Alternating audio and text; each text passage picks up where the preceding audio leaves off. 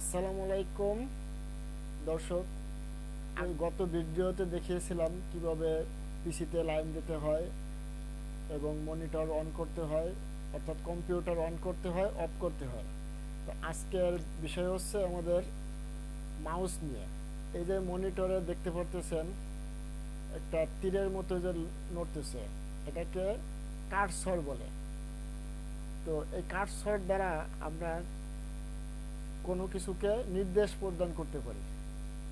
Mouse একটা device, এই output device, এই ডিভাইস দ্বারা কোনো কিছুকে নির্দেশ করে কমান্ড দেওয়া। অর্থাৎ আমি এই ছবিটাকে শো করব, তো এটাকে কমান্ড দিয়ে ওপেন করতে হবে, যে ওপেন করলাম। তো এটাই। তো চলুন বিস্তারিত দেখা যাক। মাউস কি? মাউস একটি ইনপুট ডিভাইস। ইহার সাহায্যে ডেটা ইনপুট ও নির্দেশ প্রদান করা হয়। মাউসে সাধারণত ডানে এবং বামে দুইটি বাটন থাকে, কোনো কোনো মাউসের মাঝখানেও একটি বাটন থাকে। কিন্তু বর্তমানে কিছু মাউস এসেছে তার 4টি বাটন, অর্থাৎ একটি বাটন বেশি যোগ হয়েছে। মাউসের এই যে ছবি দেখতেছেন, আগের যে মাউস ছিল এই মাউসটা দেখুন 3টে বাটন, এই বাম পাশে একটি, মাঝে একটি, ডান পাশে একটি। বামের যে বাটন এটি বাম ক্লিক বলে বা লেফট ক্লিক, আর ডান পাশে এই যে বাটনটি এটি রাইট ক্লিক বা ডান ক্লিক বলে। মাঝের এই যে স্ক্রলিং বাটন, এটা দ্বারা স্ক্রলিং বাটন বলতে চাকা বা হুইলও বলে অনেকে। তো আমি এটার কাজ দেখাবো। তারপরে এই যে আরেকটি মাউস যেটি নতুন এখন এসেছে, এই মাউসটিতে 4টি বাটন। এই বাম পাশে যে একটি, তারপরে এই যে দেখতে পাচ্ছেন আরেকটি বাটন, এটা ডাবল ক্লিকের কাজ করে। এই বাম পাশের এটি সিঙ্গেল ক্লিক, মানে একবার একটা চাপ দিলে একবারে ক্লিক হবে, আর এই বাটনটি চাপ দিলে একটা চাপ দিলে 2টা ক্লিকের কাজ করবে। তারপরে এই যে স্ক্রলিং বা হুইল, চাকা যেটা বলেন, এটা ঘুরাইলে উপর নিচে যাবে। আর ডান পাশে এই যে যেটা, এটা রাইট বাটন। বিশেষ ক্ষেত্রে এই বাটনটি ব্যবহার করতে হয়। আর এই মাউসে আমরা কিভাবে বুঝবো যে লাইন আছে কিনা? এখানে দেখুন এই যে বাতি জ্বলে, এই মাউসটার পিছন দিকে এই যে বাতি জ্বলে, আমি জন্য ছবি এনে রাখছি। আর এই মাউসটিতে উপরে বাতি জ্বলে, মানে সিগন্যাল বাতি। এটা দেখলে বোঝা যাবে যে মাউসে লাইন আছে। এরপরে আসা যাক মাউসের ব্যবহার এবং কাজ।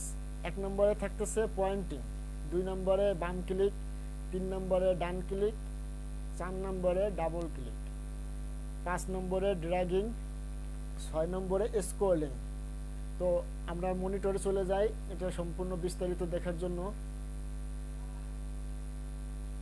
এই যে আমার একটা পিকচার আছে, এটাকে আমি সিলেক্ট করব। সিলেক্ট করার জন্য, অর্থাৎ পয়েন্টিং করব, পয়েন্টিং করার জন্য লেফট বাটন অর্থাৎ বাম বাটন ক্লিক করব। একবার ক্লিক করলে এটি সিলেক্ট হয়ে গেল। তখন আমি মাউস যদি সরাইও, তারপরে এটি সিলেক্ট আছে, অর্থাৎ পয়েন্টিং করা হলো। আবার বাইরে যদি ক্লিক করি একবার, তো এটি আনসিলেক্ট হয়ে গেল, মানে আনপয়েন্টিং হয়ে গেল। এটা গেল বাম ক্লিকের কাজ। এবং ডান ক্লিক আমি যদি এটার উপর রেখে অথবা একবার ক্লিক করে তারপরে ডান পাশের বাটনটি ক্লিক করি, তাহলে এই বিশেষ যে অপশনগুলো সেগুলো চলে আসবে। এখন দেখুন এই যে চলে আসছে open, create a new video, edit with ইত্যাদি, এডিটিং। তারপরে আপনার এই যে শেয়ার অপশন আছে, ওপেন উইথ আছে, কাট আছে, কপি আছে। আমরা যদি এই পিকচারটিকে ডিলিট করতে চাই, এখান থেকে ডিলিট করতে পারবো। যদি রিনেম লিখতে চাই, অর্থাৎ এই ফোল্ডারটির যে নাম, এটার নাম যদি আরেকটা দিতে চাই, দিতে পারবো। দেখুন এই যে এখন এখানে আমি ব্যাক স্পেস করে আমি এখানে নাম দিতে পারবো। আমার নাম রহিস, আমি রহিস লিখে দিচ্ছি। দেখুন রহিস লেখা হয়ে গেল। আমি এর পাশে এখন বাহিরে যদি একবার ক্লিক করি, আমার এটি সেভ হয়ে গেল। এখন আমি চাইতেছি এই যে আমার পিকচার আছে, আমি এই পিকচার যে কোনো একটা ডিলিট করব। তার জন্য এই বাম পাশে একটা ক্লিক করুন, পয়েন্টিং করা হলো, তারপরে রাইট বাটন ক্লিক করুন। রাইট বাটন ক্লিক করার পর নিচে এই যে দেখুন ডিলিট লেখা, ডিলিট লেখার উপরে বাম পয়েন্ট একবার ক্লিক করুন, দেখুন ডিলিট হয়ে গেল। কিভাবে ডিলিট করতে হয় সেটি দেখানো হলো, দেখালাম। এখন যেটা থাকছে ডাবল ক্লিক দেখানো হয়েছে, লেফট বাটন, রাইট বাটন দেখানো হয়েছে।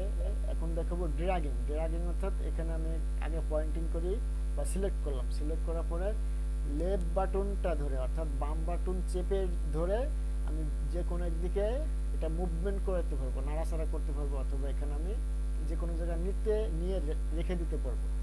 তো আমি রাখার জন্য আমি আগে সিলেক্ট করবো আমি কোথায় রাখবো। আমি ধরুন এই যে এইখানটাতে রাখবো। এইখানটাতে রাখার জন্য এখানে নিলাম, নিয়ে লেফট বাটন অর্থাৎ বাম বাটনটি ছেড়ে দিলাম, ছেড়ে দিলাম। দেখুন এখানে আমার ছবিটা এখান থেকে এখানে চলে আসছে। তো আমি স্ক্রলিং করার জন্য একটা ফাইল আমি ওপেন করি, এখান থেকে দেখে নিচে আছে এই যে আমার যে একটা ফাইল দেখুন, এটা আমি একটা পেজ লিখছিলাম। তো এটা এই যে মাঝের যে মাউসের মাঝে যে হুইল বা চাকার কথা বলছিলাম, এটা যদি উপরে নিচে ঘোরাই তাহলে উপরে নিচে উঠবে, নামবে। দেখুন এটা আমি ঘোরাচ্ছি, উপরে নিচে উঠতেছে নামতেছে। আমার এই যে এদিকে এখানে যে স্ক্রল বাটন আছে এটা চেপে ধরে নিচে উপরে নেওয়া লাগতেছে না। এই মাউসের মাঝের যে হুইলটি আছে সেটি ঘোরালে পয়েন্টিং করে আমি এই পেজটি কিংবা এই ফোল্ডারটি আপ ডাউন করবো, তো এটার উপরে রেখে আমি হুইলটি ঘোরালে দেখুন পেজটি নামা ওঠা করতেছে। এভাবেই যে কোনো ফাইলকে নামানো ওঠানো যায় স্ক্রল বাটন।